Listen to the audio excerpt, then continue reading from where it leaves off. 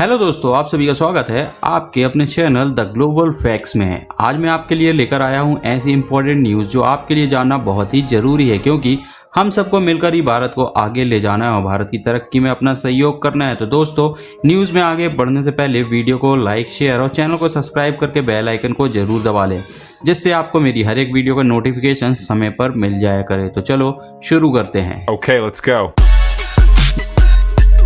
दोस्तों, सबसे पहली न्यूज़ की बात करें तो ये बहुत ही इंपॉर्टेंट न्यूज़ होने वाली है इंडिया के लिए। वर्ल्ड लीडर में इंडिया को लीड करने के लिए एक्चुअली इंडिया के इसरो ने हिस्टोरिक लॉन्च किया है CMS-03 सैटेलाइट का। दोस्तों, बड़ी खुशी की बात है, इसरो ने 2 नवंबर 2025 को अपने सबसे हैवी कम्युनिकेशन सैटेलाइट CMS-03 को लॉन्च कर दिया। ये इंडियन रॉकेट LVM-3M5 से लॉन्च हुआ है, जो GTO ऑर्बिट में सक्सेसफुली लॉन्च हो गया है। काउंटडाउन स्मूथली था और लॉन्च टाइम था शाम को 5:26। श्रीहरिकोटा स्पेस स्पोर्ट से रॉकेट के थ्रू लॉन्च किया गया था। 24 आवर्स काउंटडाउन सैटरडे से शुरू हुआ था। इसरो के ऑफिशियल्स ने कहा सब कुछ परफेक्ट चल रहा है, सोशल मीडिया पे भी अपडेट दिया गया था। ये सैटेलाइट लॉन्च हिस्टोरिक क्यों है, इसका क्या सीन है? तो दोस्तों, CMS-03 4410 kg का हैवी बर्ड है। पहली बार इंडियन रॉकेट से GTO पहुंचा है। Multi band communication satellite Indian landmass और वाइड ओशनिक रीजन्स पे कवर करेगा। मिलिट्री सर्वाइलेंस के रूमर्स हैं, लेकिन इसरो ने ऑफिशियली अभी कुछ भी नहीं बोला है।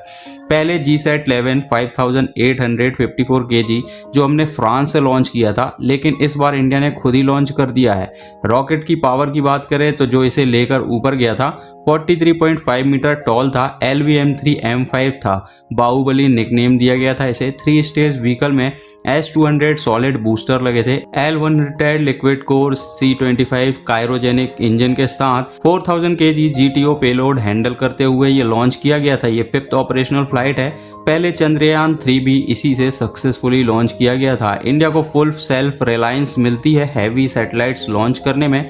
कॉस्ट इफेक्टिव और पावरफुल भी है। LU में 8000 kg तक ले जा सकता है। इसरो का ये प्राउड मोमेंट है। सेकेंड न्यूज की बात करें तो ये न्यूज ट्रम्प के पाकिस्तान का न्यूक्लियर टेस्ट करने को लेकर आ रही है। इंडिया ने क्या रिस्पॉन्स दिया है? ट्रम्प के न्यूक्लियर टेस्टिंग क्लेम के बाद इंडिया ने पाकिस्तान को ठोक दिया है। US प्रेसिडेंट ने कहा था कि पाकिस्तान सीक्रेटली अंडरग्राउंड टेस्ट कर रहा है। इंडिया ने इसे क्लैंडस्टाइन और इलीगल बोला और पाकिस्तान की पिछली हिस्ट्री को एक्सपोज कर दिया है। ट्रंप ने क्या क्लेम किया था? North Korea, Russia, Pakistan, China सब सीक्रेटली टेस्ट कर रहे हैं। अंडरग्राउंड वाइब्रेशन से ये सब पता चलता है, बट वो छुपाते हैं। ये ग्लोबल नॉन प्रोलिफरेशन डिबेट का रिवाइव कर दिया गया था। इस बार इंडिया का भी रिएक्शन आया है। MEA spoke person Randhir Jaiswal ने कहा है पाकिस्तान का nuclear record smuggling AQ Khan network और एक्सपोर्ट वायलेशन से भरा हुआ है। पिछली हिस्ट्री में हम इंटरनेशनल कम्युनिटी को अलर्ट करते रहे हैं। इंडिया ने ट्रम्प्स कमेंट्स को नोट किया है, लेकिन वेरिफिकेशन की डिमांड भी की है। पाकिस्तान का जवाब भी आया था ट्रम्प के बोलने के बाद। पाकिस्तान ने रिजेक्ट कर दिया था, बोला हम 1998 के बाद टेस्ट नहीं करेंगे, मोराटोरियम है। इसका वीडियो मैंने पहले बनाया था, आपको बताया था, वो जाके देख लें। ये डिटेरेंस के लिए है, ना कि अटैक के लिए। CTBT से बाहर होने के बावजूद वो फर्स्ट नहीं बनेंगे जो न्यूक्लियर टेस्ट करेंगे। पाकिस्तान ने 1998 में इंडिया के पोखरण सेकंड के जवाब में टेस्ट किए थे। US ने 1992 एंड रशिया ने 1990 और चाइना ने 1996 में टेस्ट फ्री हुआ था। नॉर्थ कोरिया अकेले रीसेंट टेस्टर है जिसने 2017 में टेस्ट किया था। ट्रंप ने मोदी को ग्रेट फ्रेंड बोला है। 2026 में इंडिया विजिट का भी हिंट दिया है। ट्रेड टाइज स्ट्रांग हो सकते हैं। रशिया इंपोर्ट्स थोड़े कम हुए हैं, ऐसा ट्रंप ने बोला है, बट ट्रेड के रिलेशन में MEA ने अभी तक कुछ कंफर्म नहीं किया है। दोस्तों, थर्ड न्यूज की बात करें तो HAL GE मेगा डील से आ रही है। तेजस इंजन की बात चल रही है। हिंदुस्तान एरोनॉटिक्स लिमिटेड HAL ने जनरल इलेक्ट्रिक के साथ एक बड़ा डील साइन किया। ये 113 F404 IN-20 इंजन के लिए है, जो तेजस LCA-MK-1A फाइटर जेट्स को पावर देगा। ये डील इंडिया के डिफेंस को बूस्ट भी करेगा। डील्स की डिटेल की बात करें तो HAL और GE के बीच ये एग्रीमेंट है, जिसमें GE डायरेक्टली इंजन सप्लाई करेगा। इसमें 80% से ज्यादा टेक्नोलॉजी ट्रांसफर भी है। पहले बड़ी डील हुई थी 99 इंजन के लिए, अब ये उससे बड़ी नई डील है 113 इंजन के लिए। सप्लाई चेन इशू सॉल्व हो गए हैं, मतलब जल्दी ये इंजन इंडिया को मिल सकते हैं। डील की वैल्यू है $1.5 बिलियन से ज्यादा। पहले जो डील हुई थी $716 मिलियन की थी। ये पैसा तेजस के प्रोडक्शन को सपोर्ट करेगा, जिसमें 180 जेट्स भी बनेंगे। डिलीवरी 3 साल में शुरू होगी, 2027-28 से एयरक्राफ्ट डिलीवरी शुरू हो जाएंगी।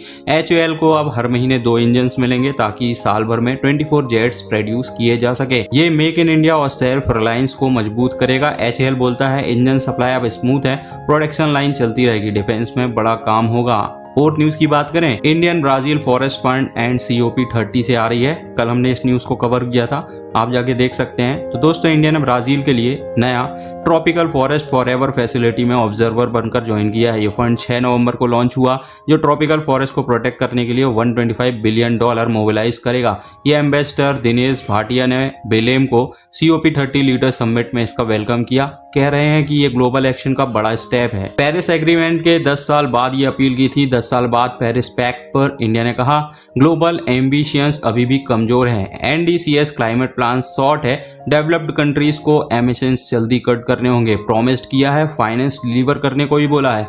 नेट जीरो जल्दी अचीव करना होगा, नेट नेगेटिव पे इन्वेस्ट करने को ही बोला है। एडेप्टेशन पे फोकस करना बहुत जरूरी है, स्पेशली डेवलपिंग कंट्रीज में। फाइनेंस और टेक की भी मजबूती पर जोर दिया है। डेवलपिंग कंट्रीज को अफोर्डेबल फाइनेंस, टेक्नोलॉजी और कैपेबिलिटी बिल्डिंग करनी चाहिए। एम्बिशियस NDCD के लिए equitable climate finance global goals के बेस हैं। इंडिया अपना NDC 3.0 2031 से 35 COP30 10 से 21 नवंबर जो चल रहा है में सबमिट कर सकता है। इंडियन डोमेस्टिक विंस की बात करे जाएं तो इंडिया ने अपने घर में क्या किया इसके लिए, तो इंडिया लो कार्बन पाथ पे है।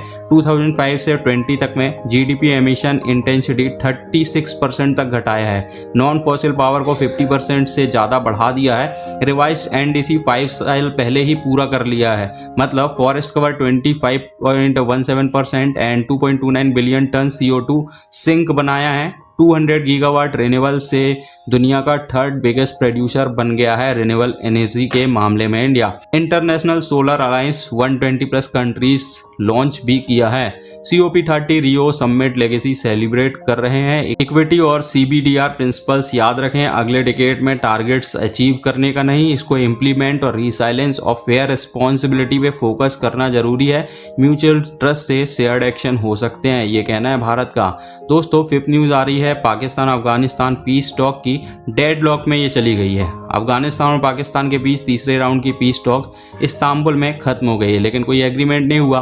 क्रॉस बॉर्डर टेररिज्म पे डेडलॉक बना हुआ है। तुर्की और कतर के मीडिएशन से 6 नवंबर से शुरू हुए 2 दिन के टॉक्स में पाकिस्तान ने अफगानिस्तान तालिबान से तहरीक तालिबान पाकिस्तान TTP पाकिस्तान मिलिटेंट्स के खिलाफ रिटर्न कमिटमेंट मांगा था। TTP को अफगान सॉइल से पाकिस्तान पर अटैक करने का इल्जाम है, लेकिन काबुल ने हाँ किया था पर साइन करके नहीं दिया था। पाकिस्तान के डिफेंस मिनिस्टर ख्वाजा आसिफ ने GOTV पर कहा कंप्लीट डेडलॉक है, 4th राउंड का कोई प्रोग्राम नहीं है, वर्बल एश्योरेंस नहीं चलेगा, सिर्फ रिटर्न में ही देना होगा। इंफॉर्मेशन मिनिस्टर अताउल्लाह तरार ने एक्स पर लिखा तालिबान को टेररिज्म कंट्रोल करना होगा, हम अपनी सोवर्जिनिटी प्रोटेक्ट करेंगे। इस दौरान बॉर्डर क्लैश में 4 सिविलियंस मारे गए अफगान ऑफिशियल्स के मुताबिक। अक्टूबर 11 से 15 के आर्म क्लैशेस के बाद ये टॉक शुरू हुई थी। पहला राउंड 29 अक्टूबर दोहा में हुआ था, दूसरा 25 अक्टूबर इस्तांबुल में, लेकिन ये दोनों फेल थे। TTP का अफगान टेरिटरी यूज करना कोर इशू है। अब आगे क्या हो सकता है, टॉक्स इंडेफिनेटली सस्पेंड अभी एंड सीज फायर होल्ड रहेगा, लेकिन अटैक होने पर पाकिस्तान रिस्पॉन्ड कर सकता है। पीस की उम्मीद अभी भी है, लेकिन रिटर्न डील बहुत ही जरूरी है। 6 न्यूज की बात करें तो आदर्श बहेरा किडनैप इन सूडान, ये एक नई न्यूज आ रही है। क्या है, सूडान में सिविल वॉर चल रहा है। Since April 2023 Sudanese arm force SAF and rapid support force RSF militia के बीच पावर स्ट्रगल है। RSF ने recently EI Fasher city capture कर लिया है, जो दारफुर रीजन का last major government stronghold था। 18 मंथ सीज के बाद यह अटैक हुआ था, जिसमें 100 लोग मारे गए थे। हॉस्पिटल पर हमला किया गया और मास बोरियर्स यानी बहुत सारे लोगों को मिट्टी में दफनाने की भी खबरें आ रही हैं।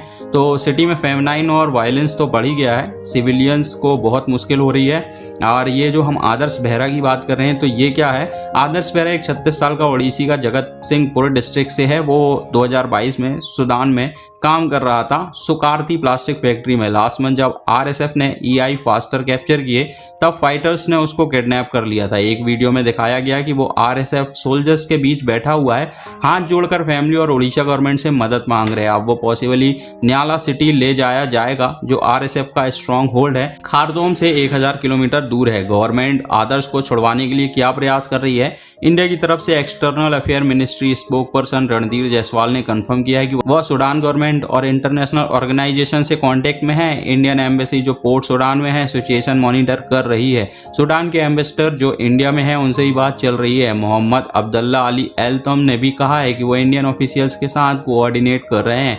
न्यू दिल्ली में सूडान एम्बेसी भी MEA और पोर्ट सूडान के फॉरेन मिनिस्ट्री से बात चल रही है। सभी उम्मीद कर रहे हैं कि आदर्श सेफ रहे और जल्दी रिलीज हो। सिचुएशन अनप्रेडिक्टेबल है।